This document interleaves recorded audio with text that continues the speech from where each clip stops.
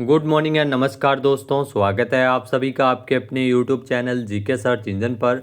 तो दोस्तों आज है 18 फरवरी और 18 फरवरी से रिलेटेड राजस्थान करंट अफेयर्स के जितने भी इम्पोर्टेंट क्वेश्चन हैं उन सभी को हम इस वीडियो में डिस्कस करने वाले हैं। तो पूरा वीडियो बहुत ध्यान से देखना और वीडियो के एंड में मैं आपसे एक क्वेश्चन भी पूछूंगा जिसका आंसर आप सभी को कमेंट बॉक्स में देना है। कल के वीडियो में मैंने आपसे एक क्वेश्चन पूछा था जो था राजस्थान के किस जिले में भगवान बिरसा मुंडा शोध पीठ की स्थापना की जाएगी।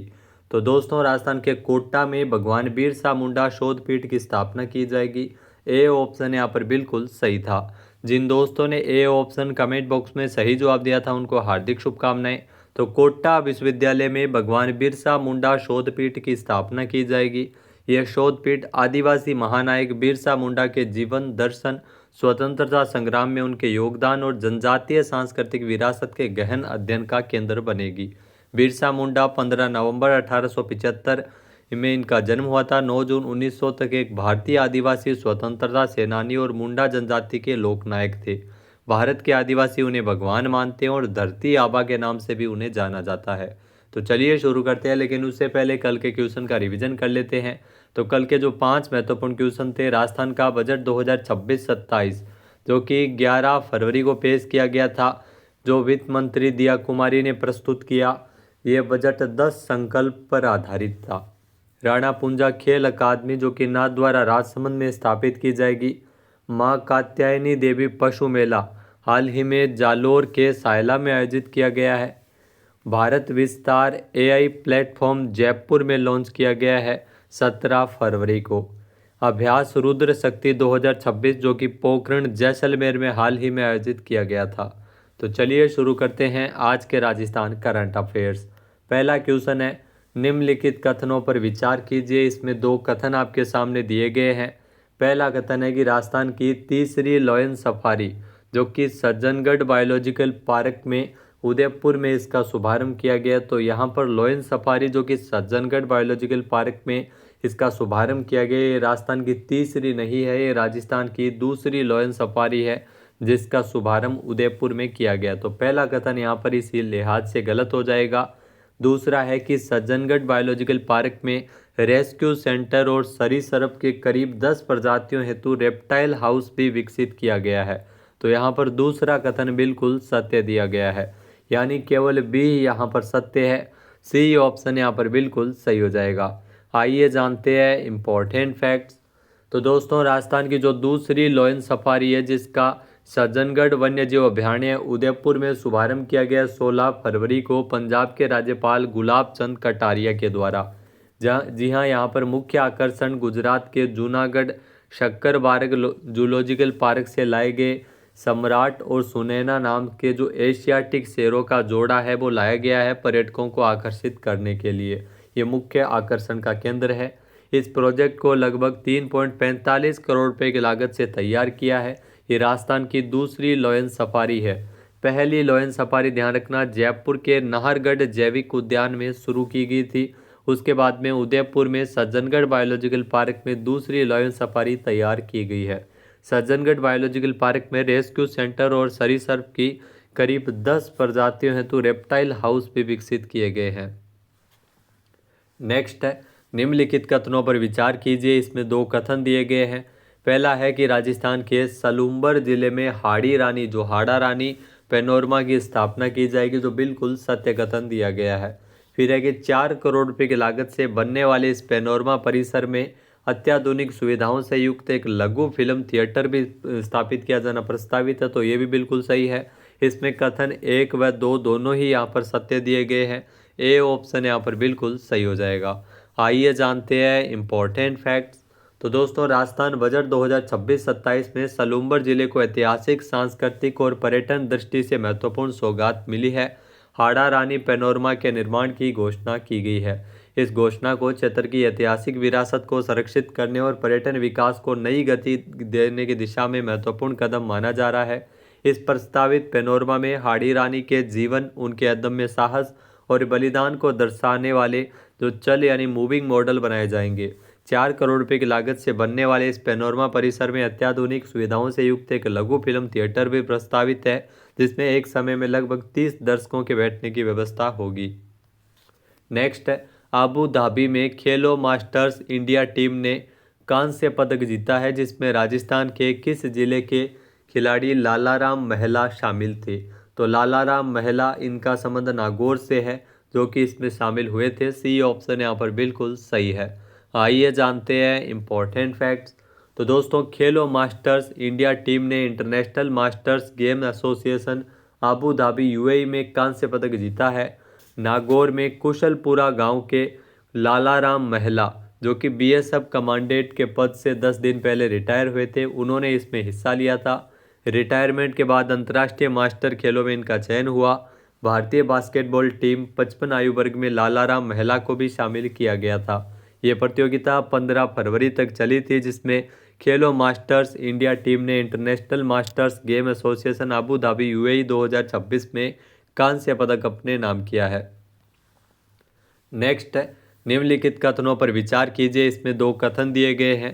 पहला कथन दिया गया है कि नई दिल्ली में आयोजित इंडिया एआई इम्पैक्ट समिट 2026 में राजस्थान एआई पवेलियन में कुल 20 प्रदर्शनी स्टॉल लगाए गए थे, जो बिल्कुल सत्य कथन दिया गया है। दूसरा है कि 16 से लेकर 20 फरवरी तक इंडिया आर्टिफिशियल इंटेलिजेंस यानी एआई इम्पैक्ट समिट 2026 का आयोजन है वो नई दिल्ली में किया गया, तो ये भी बिल्कुल सही है। इसमें कथन 1 व 2 दोनों ही यहाँ पर सत्य दिए गए हैं। सी ऑप्शन यहाँ पर बिल्कुल सही है। आइए जानते हैं इम्पोर्टेंट फैक्ट्स। तो 16 से 20 फरवरी तक भारत सरकार के द्वारा नई दिल्ली के भारत मंडपम में जो इंडिया आर्टिफिशियल इंटेलिजेंस यानी एआई इम्पैक्ट समिट 2026 का आयोजन किया गया, जिसमें राजस्थान ने अपनी सशक्त उपस्थिति दर्ज कराई है। 20 फरवरी तक चलने वाले इस वैश्विक सम्मेलन में जो प्रदेश केंद्रित राजस्थान एआई पवेलियन स्थापित किया गया है, जहां पर राज्य सरकार की एआई आधारित नवाचार पहल को प्रदर्शित किया जा रहा है।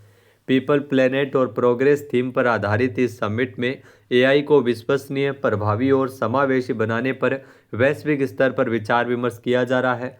राजस्थान एआई पवेलियन में कुल 20 प्रदर्शनी स्टॉल लगाए गए हैं, जिसमें 9 स्टॉल विभिन्न विभागीय एवं सरकारी पहल को समर्पित है, जबकि 4 स्टॉल आई स्टार्ट से पंजीकृत एआई स्टार्टअप्स के लिए आरक्षित किए गए हैं।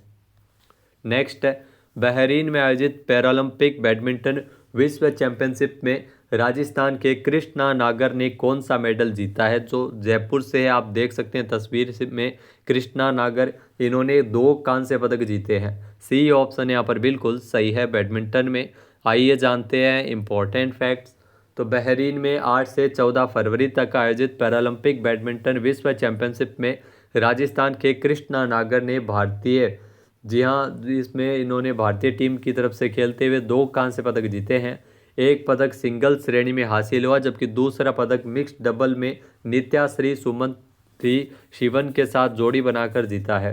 इस प्रदर्शन से जयपुर के कृष्णा नागर ने एक बार फिर से अंतर्राष्ट्रीय स्तर पर अपनी मजबूत उपस्थिति दर्ज कराई है। अब बात करते हैं दोस्तों राजस्थान इकोनॉमी सर्वे 2025-26, जिसमें जिलेवार पंच गौरव की सूची के बारे में। तो 31 से लेकर 36 तक के जिलों के बारे में अगर चर्चा करें तो पाली जिला उपज मेहंदी, वनस्पति प्रजाति नीम, उत्पाद ध्यान रखना टेक्सटाइल के उत्पाद, पर्यटन स्थल पालिका रणकपुर के जैन मंदिर, खेल बास्केटबॉल। फलोदी जिला उपज है जीरा, वनस्पति प्रजाति जाल, उत्पाद सोनामुखी के उत्पाद, पर्यटन स्थल खिंचन, खेल एथलेटिक्स है। प्रतापगढ़ की अगर बात करें तो उपज कलौंजी ध्यान रखना है, वनस्पति प्रजाति तेंदू, उत्पाद थेवा आभूषण, पर्यटन स्थल सीता माता वन्यजीव अभयारण्य और खेल तीरंदाजी।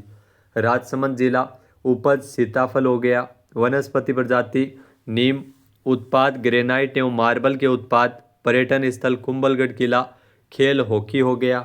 सलूम्बर जिला जिसका उपज की अगर बात करें तो मक्का, वनस्पति प्रजाति पलाश, सलूम्बर के उत्पाद क्वाड्स और जो पर्यटन स्थल है सलूम्बर में जयसमंद झील, कबड्डी यहाँ का प्रसिद्ध खेल है। सवाई माधोपुर उपज अमरूद, वनस्पति प्रजाति नीम, उत्पाद मार्बल के उत्पाद, पर्यटन स्थल रणथंभौर नेशनल पार्क और खेल ध्यान रखना फुटबॉल है। अब बात करते हैं राजस्थान बजट 2026-27 से जुड़े कुछ महत्वपूर्ण राजकोषीय संकेतक। यहाँ से एग्जाम में क्वेश्चन पूछा जाता है, तो बजट में ये चीज़ महत्वपूर्ण है। बजट का आकार ध्यान रखना 6,10,956 करोड़ रुपए इस बार जो 2026-27 का बजट पेश किया गया था। वर्ष 2026-27 के बजट अनुमानों में 3,25,740 करोड़ 14 लाख रुपए की कुल राजस्व प्राप्तियां हैं। 2026-27 के बजट अनुमानों में 3,50,54 करोड़ 7 लाख रुपए का कुल राजस्व व्यय है। तो राजस्व व्यय और प्राप्तियां। इसके अलावा राजस्व घाटा की अगर बात करें तो 2026-27 के बजट अनुमानों में राजस्व घाटा कुल 24,313 करोड़ 93 लाख रुपए है राजस्व घाटा। वर्ष 2026-27 में राजकोषीय घाटा ध्यान रखना 79,492 करोड़ 52 लाख रुपए है, जो कि जीएसडीपी का 3.69% है। यहाँ से एग्जाम में क्वेश्चन डायरेक्ट पूछा जाता है। राज्य सकल घरेलू उत्पाद जीएसडीपी वर्ष 2026-27 में बढ़कर 21,52,100 करोड़ रुपए रहने का अनुमान है। आत्मनिर्भर विकसित राजस्थान 2047 की परिकल्पना की जो कार्य योजना के लिए 10 स्तंभों पर बजट है वो आधारित था। तो ये राजकोषीय संकेतक है जो आपको ध्यान में रखने हैं। अब बात करते हैं आज के हमारे क्विज के, जिसका आंसर आप सभी को कमेंट बॉक्स में देना है। तो आज का क्विज है, राजस्थान के किस जिले में मां कात्यायनी देवी पशु मेले का शुभारंभ किया गया है। एक बार फिर से सुनेगा, राजस्थान के किस जिले में मां कात्यायनी देवी पशु मेले का शुभारंभ किया गया है। सही आंसर आपको कमेंट बॉक्स में देना है। और अगर ये वीडियो आपको पसंद आए तो इसे आप लाइक और शेयर करना बिल्कुल न भूलिएगा। चैनल पर नए जुड़े हो, सब्सक्राइब नहीं किया है तो भी सब्सक्राइब बटन पर क्लिक करें। इस वीडियो की जो पीडीएफ फाइल है वो आप वीडियो के डिस्क्रिप्शन बॉक्स से डाउनलोड कर सकते हैं। क्वेश्चन आंसर आप वोट करके भी कर सकते हैं। वीडियो देखने के लिए धन्यवाद। जय हिंद, जय भारत, जय राजस्थान।